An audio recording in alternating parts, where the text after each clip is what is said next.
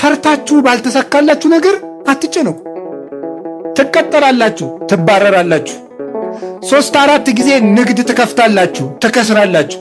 አትጨነቁ። አሁንም ሞክሩ፣ አይሳካም። በደስታና በሰላም ኑሩ። ጥራችሁ ባልተሳካ ነገር አትጨነቁ። ለምን ዳውነንስ አንሞትም?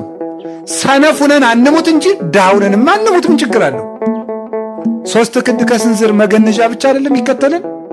ምን ይዘነው ምን ነገር አለ? የለም። ስለዚህ ለምንስ ዳኑን?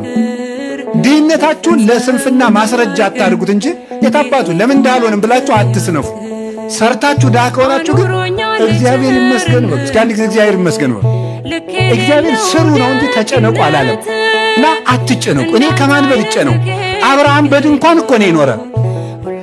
ጌታዬ ወይ የዚህን ያህል ምን በድዬ ነው ጥሩ ሥራ ማሰራኝ? ሕይወቴ በመባከን አለቀ፣ ለምን አታሳካልኝም? የብዙ ምዕመናን ጥያቄ ነው።